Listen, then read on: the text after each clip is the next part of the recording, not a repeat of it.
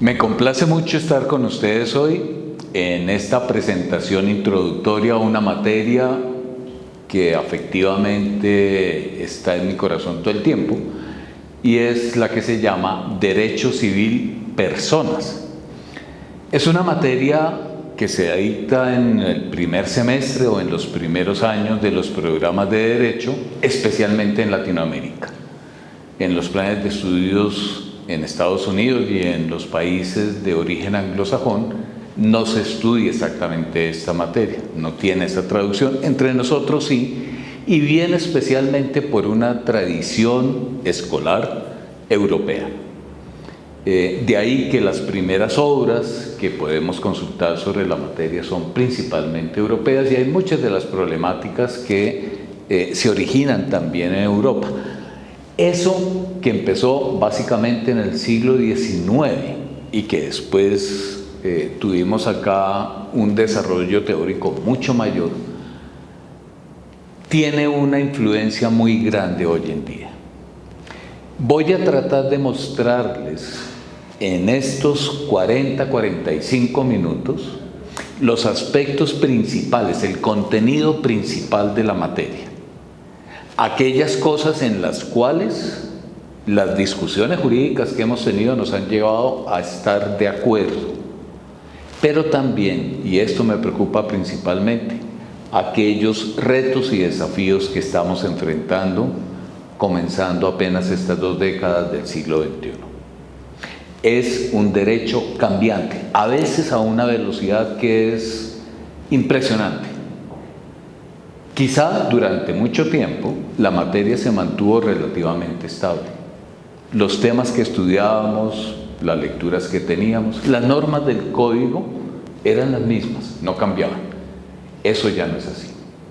Entonces quisiera, si bien no tienen ninguna aproximación al mundo del derecho, o si bien son abogados o estudiantes de derecho, que podamos presenciar estos dos aspectos. ¿Cuál es el fondo y el sentido de esta materia? Es estudiar los sujetos de derecho. En otras palabras, es ver quién es el que actúa en el mundo jurídico. Y en general, la respuesta que teníamos claramente a ese problema es que hay 2 tipos de personas, hay 2 tipos de sujetos de derecho. Unos los llamamos personas naturales, son los individuos humanos, y otros son las personas jurídicas, organizaciones con una aprobación legal y que pueden actuar en el mundo del derecho de tal manera que pueden realizar contratos, pueden contraer obligaciones, tienen deberes y derechos también. La Corporación Excelencia de la Justicia sería un típico ejemplo de una entidad que no tiene ánimo de lucro, pero que frente al derecho puede actuar. Puede celebrar contratos de trabajo, tiene trabajadores, puede celebrar contratos con otras personas nacionales o extranjeras, como si fuera una persona natural. Hasta ahí parecería estar muy claro el panorama de la división de personas en derecho. Pero en los últimos años hemos tenido, por desarrollos de nuestra jurisprudencia, es decir, por decisiones de nuestras altas cortes, introducciones y problemas muy importantes frente a esta aparente dualidad de personas naturales y jurídicas. ¿Por qué? Lo primero que tenemos que establecer es quién es persona natural. Y en nuestro código, que es un código del siglo XIX, que el venezolano Andrés Bello propuso para la República de Chile y después le importamos a mediados del siglo XIX, se establece que son personas todos los individuos de la especie humana, dice el artículo 74 del código. No los voy a cansar mucho con estas noticias legales, vamos al tema conceptual: cualquiera sea su edad, sexo, estirpe o condición. Eso que se diga en el siglo XIX tiene un valor impresionante, que quisiera destacarles, quizá para nosotros no hoy, pero que digan que todos los seres humanos son personas, cualquiera que sea su condición, en un momento donde era privilegio de unas cuantas personas poder tener esclavos que eran otras personas, pero que no eran sujetos de derechos sino objetos, que se podían vender, se podían arrendar, se podían comercializar, es dramáticamente novedoso, quizá para nosotros hoy. El tema básico, que lo vamos a ver en las unidades que vamos a desarrollar a partir de esa teoría, es ¿y desde cuándo tenemos individuo de la especie humana? Esa es una pregunta que tenemos que hacernos, que en el siglo XIX ni los romanos en el siglo I antes de Cristo podían haberse planteado. Nosotros tenemos que plantearlo hoy y genera mucho problema.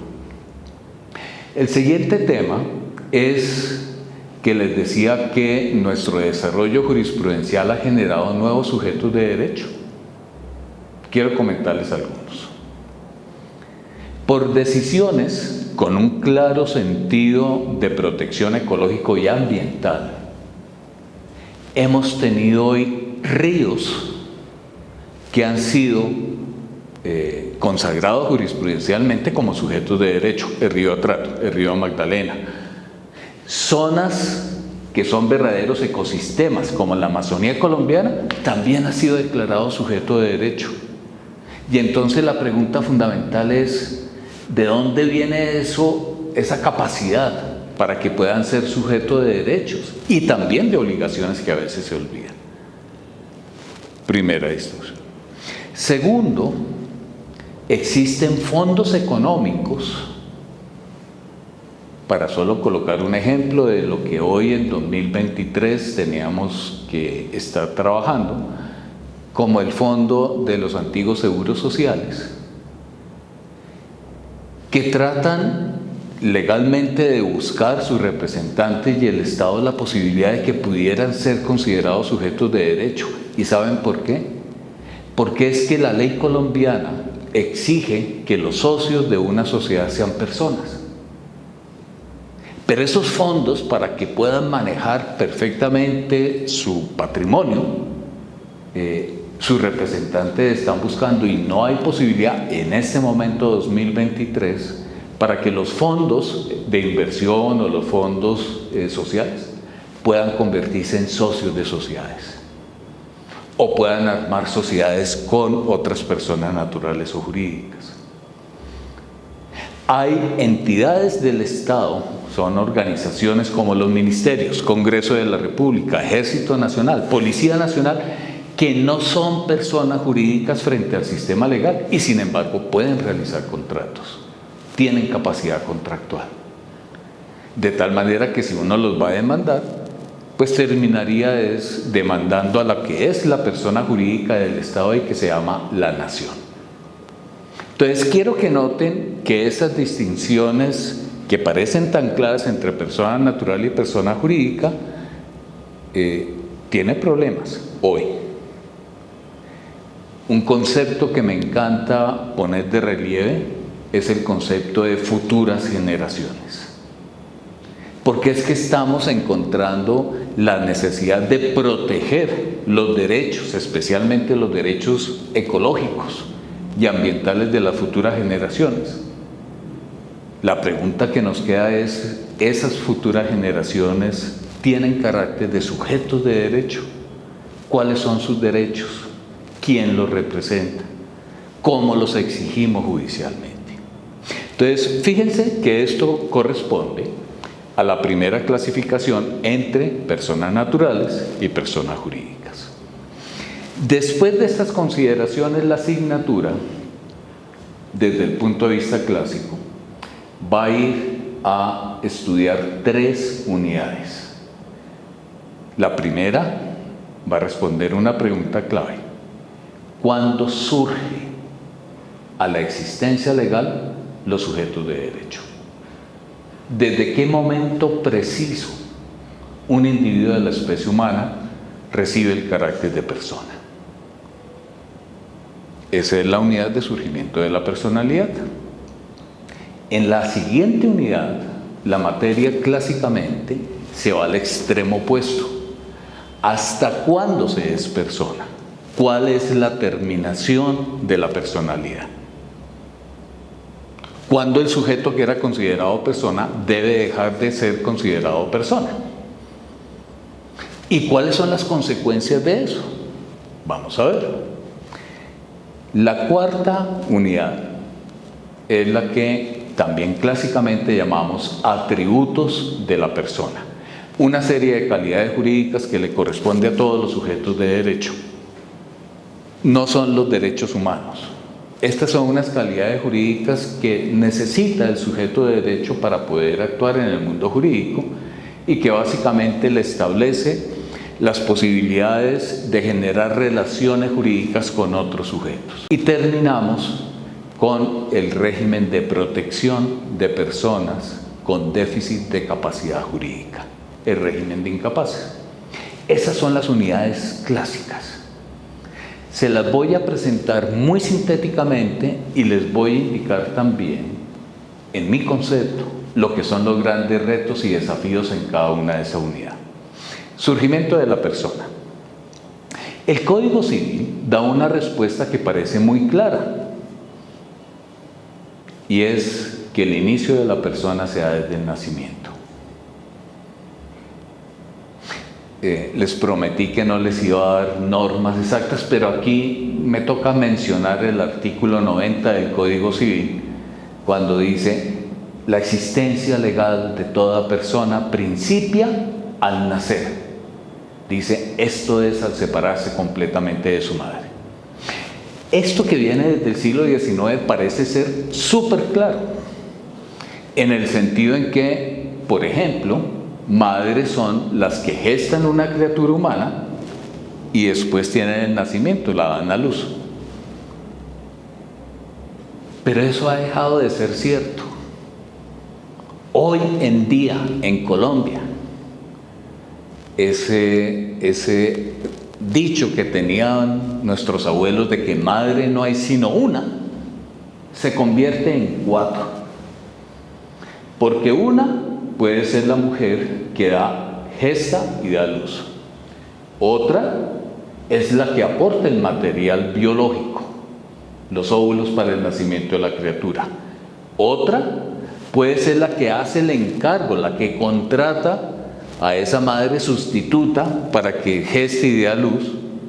Y otra figura que es de reciente recibo, también por la jurisprudencia nuestra, es la que se encarga de la crianza de la persona. Son las madres de crianza. Esto en el siglo XIX era imposible de entender. Nos queda difícil hoy.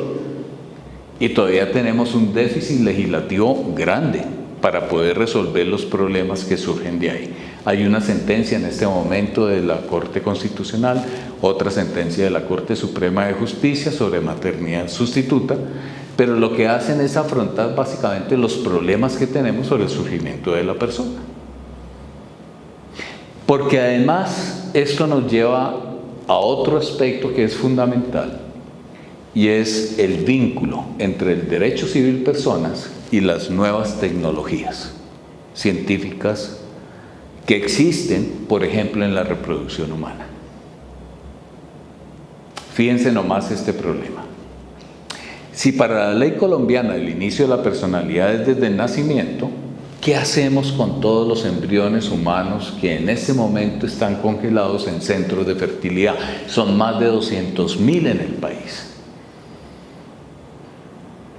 No van a ser personas, pero tampoco los vamos a poder considerar como bienes. Son objeto de compra, de venta. En realidad hablamos de donación de esos embriones. ¿Cuál es su naturaleza jurídica? 2, esos los podemos desechar, y perdónenme el concepto, como si fueran sencillamente cosas sin valor, o los vamos a proteger por la potencialidad que tienen de llegar a ser sujetos de derecho. Y por supuesto, en el tema del surgimiento de la personalidad, el debate fundamental es el tema del aborto. No nos toca en nuestra materia de derecho civil, pero claramente lo que está ahí de por medio para todos ustedes será algo inmediatamente percibido, que si el surgimiento de la persona es en el nacimiento, ¿cuál es la naturaleza de la criatura antes del nacimiento? Porque nuestro código la protege. Nuestro código expresamente dice que se protege la vida del que está por nacer. Pero ¿cómo es eso compatible con la autorización del aborto en la nueva sentencia que tenemos en Colombia, la Corte Constitucional, hasta la semana 24 de gestación? Entonces, fíjense que son problemas fuertes que surgen. En la segunda unidad, en el segundo paso, en la segunda unidad, en el extremo opuesto del surgimiento, donde está la muerte, también tenemos problemas. Ya no es el problema del aborto. Ya los problemas que tenemos ahí es los referentes a la muerte de las personas. Y ahí nos surgen tres problemas básicos que nos toca abordar. El primero es que en principio no necesitaríamos definición de la muerte. ¿Cuál es el efecto jurídico de que las personas fallezcan? Pues el que se nos ocurre a todos es el efecto jurídico de la herencia, de la sucesión de su patrimonio. Pero es que hay otros problemas. Fíjense en lo siguiente. El primero es que a partir de 1969 se hizo necesario que el derecho estableciera en qué momento mueren los humanos. Y la razón es que a partir de ese año fue posible el trasplante de corazón. Y cuando uno hace posible que una persona pueda seguir viviendo por el trasplante de corazón del otro, se nos hace indispensable que el donante ya haya fallecido. ¿Cuál es el problema que tenemos en trasplante de órganos y componentes anatómicos? Que es que el método de conservación de esos órganos especialmente y de algunos componentes anatómicos es todavía muy rudimentario. Nos toca hacer el trasplante muy rápidamente y para poder hacer rápido el trasplante necesitamos conservar el cadáver transfundido, es decir, con circulación sanguínea, con oxígeno, porque si no se degrada inmediatamente. A partir de esa necesidad de poder utilizar elementos del cuerpo humano, órganos y componentes anatómicos, para efectos de trasplante, se hizo necesario en los países que reguláramos el momento de la muerte. Entonces, uno de los aspectos claves cuando vemos la extinción de la persona es qué síntomas médicamente y qué requisitos tenemos para establecer que la persona ha fallecido. Y tenemos una regulación sobre los síntomas de la muerte, el carácter de la muerte, que tienen que ser esos síntomas que sean de carácter irreversible. Y tenemos una legislación que además es una novedad global de trasplante de órganos, porque presumimos que todo colombiano ha hecho donación de sus órganos y componentes anatómicos, todos. Si alguien no quiere que esa presunción se lleve a cabo, tendrá que expresarlo. Y esto en realidad no se conoce suficientemente. Piensen ustedes en las consecuencias prácticas. Se los coloco a ustedes para que lo piensen o para sus familiares. Si la ley presume que todos hemos hecho donación de nuestros órganos, si yo me quiero oponer, voy a una notaría, hago una escritura pública donde me opongo a que mi cuerpo o parte de él se use para trasplante de órganos, y después a través de lo que todavía son hoy las empresas prestadoras de salud, las EPS, hago un registro de negación a la donación. Pero la inmensa mayoría de las personas que no conocen el contenido de la ley piensan que son ellas las que en determinado momento se van a poder oponer al trasplante. Y eso no es cierto, por lo menos no después de la ley que tenemos en este momento. Otros dos aspectos de la muerte que es importantísimo considerarlos. En el primer lugar, yo sé que es un tema difícil de entender. La naturaleza jurídica del cadáver humano es importante. Nosotros tenemos cadáveres en las escuelas de medicina. Quizá en Estados Unidos ya han llegado en la mayoría de las escuelas a no usar cadáveres humanos. Nosotros los utilizamos. ¿Cuáles son los derechos que surgen frente al cadáver? Porque el cadáver ya va a ser un bien de naturaleza especial, pero ya no es persona, ya dejó de ser persona. Este tipo de preguntas surgen con la muerte natural. Pero la sorpresa que se lleva uno cuando estudia esta materia es que hay otro tipo de muerte legal que se llama la muerte presunta por desaparición, que tiene su fundamento en que no podemos dejar situaciones jurídicas sin resolver en el tiempo. ¿Cuál es el efecto de que una persona desaparezca y no sepamos si está viva o si está muerta?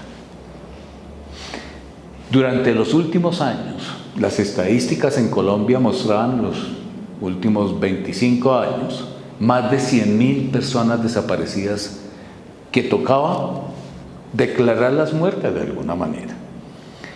Hay un procedimiento para eso, que es un procedimiento en el Código Civil que se llama el procedimiento de declaración de la presunción de muerte por desaparición. Y la pregunta que siempre surge, diría yo, que se refiere, por un lado, al tiempo que vamos a dejar que la persona esté desaparecida para declararla muerta. La regla general son 2 años, la excepción son 4. Hasta que pasan tragedias que de pronto a ustedes no les tocó vivir, como la tragedia de Armero o las muertes del Palacio de Justicia, donde esperar 2 años y 4 años se vuelve absolutamente irrazonable.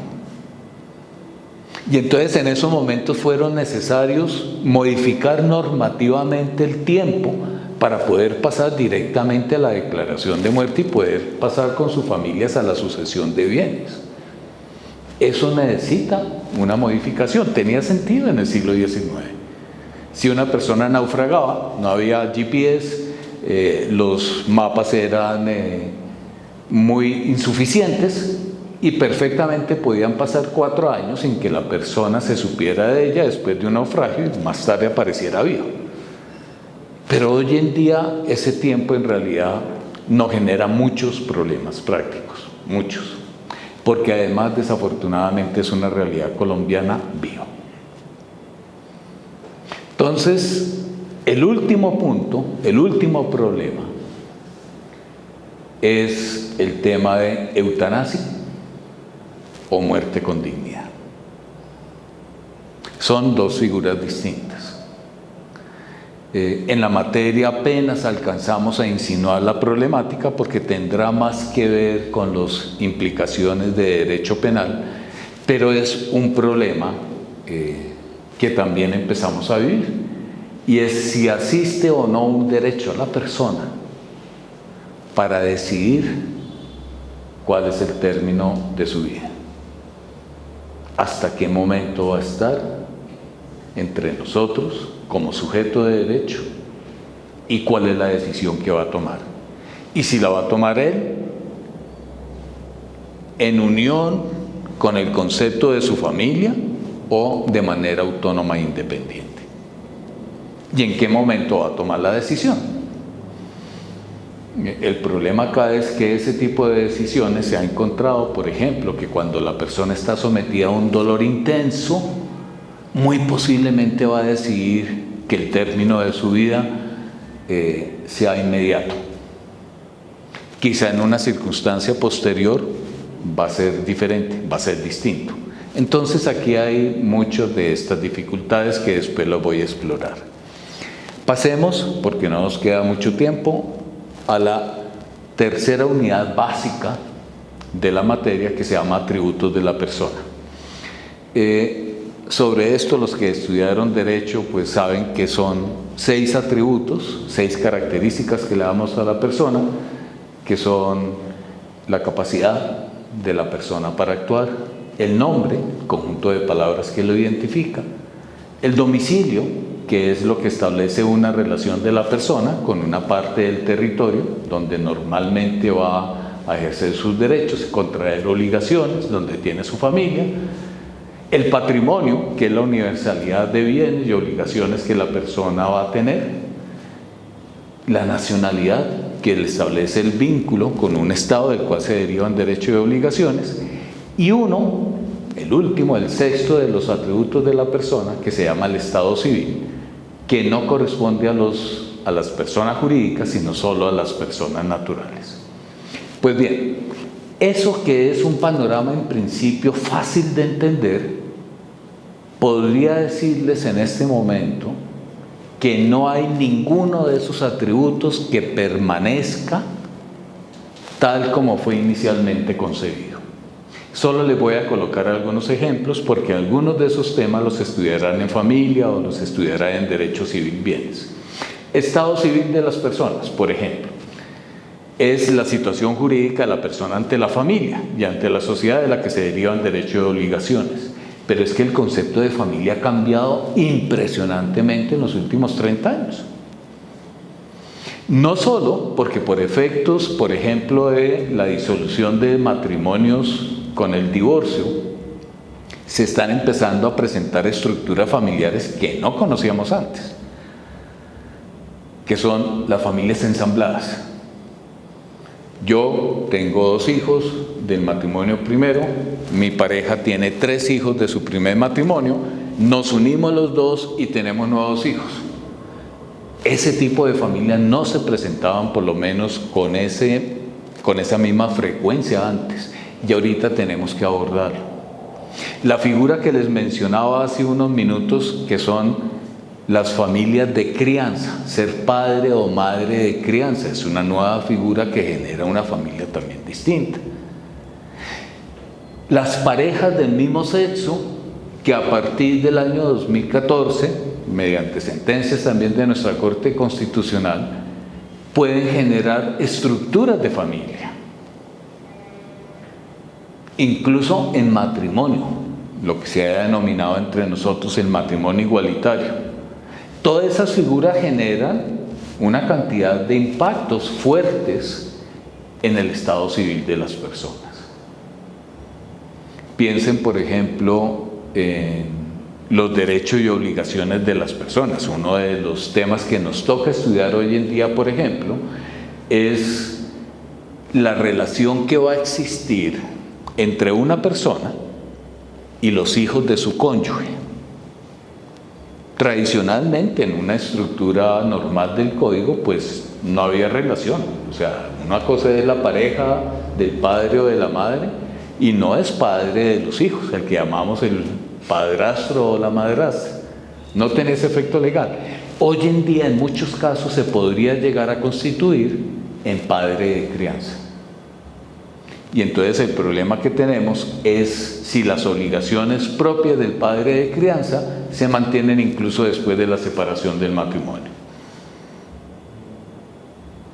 Es fácil entender que mientras estoy conviviendo con los hijos de mi esposa o de mi compañera, pueda atender por fenómenos de solidaridad y de afecto real las obligaciones económicas que el padre biológico no alcance o no quiera cumplir. Es comprensible. Si se declara la paternidad de crianza, una de las preguntas que tenemos es: ¿y después qué? ¿Voy a seguir obligado, a pesar de que me separé y que se ha realizado esa fractura de la convivencia matrimonial con mi pareja, las relaciones de crianza que tenía con el hijo? Son preguntas que quedan ahí encima. Piensen en la nacionalidad. Una cosa es hablar de la nacionalidad en el siglo XIX y otra cosa es hablar de la nacionalidad en el siglo XXI. Piensen ustedes todo lo que supone ser europeo hoy en día. Con 25 países que forman parte de la Unión, no es lo mismo cuando estaba antes. Tenemos una Unión Africana de países en este momento que va a tener un impacto inmenso. Libre circulación de personas, libre tránsito de mercancías también, todo eso afecta el concepto tradicional de nacionalidad. El último tema es quizá el más delicado hoy. Quisiera plantearlo de una manera muy sucinta. Cuando la persona es menor de edad, en este momento, menor de 18 años, sabemos que tiene una capacidad limitada. Su autonomía para actuar legalmente está limitada. Y los representantes terminan siendo los padres, normalmente por una figura que llamamos la potestad parental, padre y madre. Mediante una ley que tengo que mencionar expresamente, porque muy posiblemente cuando ustedes accedan a este video puede haber sido modificada en algunos temas, en la ley 1996 se estableció una presunción que para nuestro sistema legal resultaba ser un poco insólita, y es presumir que toda persona mayor de edad es plenamente capaz. ¿De dónde veníamos? De un régimen que efectivamente podía ser poco inclusivo, a veces, en algunos casos, poco respetuoso con las personas con discapacidad, especialmente con discapacidad psicológica. El sistema colombiano nunca afectó la capacidad legal de las personas a discapacidades motrices o sensoriales. Nunca. El único caso era el caso de personas que eran sordomudas, que no podían darse a entender, pues sencillamente porque su capacidad de expresión de voluntad estaba profundamente limitada. Entonces ellos necesitaban un representante. Pero el hecho de esa limitación o discapacidad sensorial de no poder expresarse oralmente y de no poder entender oralmente tampoco las expresiones, no era por sí mismo una discapacidad. Esta ley, la ley 1996, lo que hace es desarrollar legislativamente el contenido de una convención de Naciones Unidas. Muy importante. No solo interesante desde el punto de vista jurídico, sino muy positiva desde el punto de vista social. La Convención de Naciones Unidas de Derechos de Personas con Discapacidad. Y es una oportunidad impresionante la que se abre para poder incluir social y jurídicamente a personas con cualquier forma de discapacidad. ¿Cuál es el problema práctico que tenemos ahorita? Que al establecer esa presunción legal de capacidad, nos hemos encontrado con situaciones que antes el sistema legal de alguna manera servía para proteger a las personas con discapacidad y a sus familias, y que la nueva ley deja sin responder exactamente. Si toda persona mayor de edad es plenamente capaz, debería ser plenamente responsable de sus actos. ¿Cuál es el problema que tenemos? Colombia es una sociedad que va envejeciendo progresivamente. El porcentaje de personas y de adultos de tercera edad, de 82 años hacia arriba, se va incrementando. Piensen en sus propias familias. Y piensen que esa mayor edad de nuestros grupos familiares y de nuestra sociedad se refleja también en una mayor sensibilidad a padecer condiciones como el Alzheimer, como la demencia senil, que muy posiblemente ustedes pueden haber vivido en su terreno personal. Personas que van perdiendo la memoria de corto plazo, que presentan desorientaciones en el espacio y en el tiempo, que los confunden a ustedes con sus nietos o con sus hijos, que viven en el terreno de infancia en determinados momentos y que además es progresivo. Este tipo de problemas, por lo menos en mi práctica profesional, nos están generando mucho problema. La ley 1996 establece con buen sentido que cuando la persona de manera absoluta no tenga capacidad de expresarse autónomamente en el mundo jurídico, pueda llegar a tener un apoyo.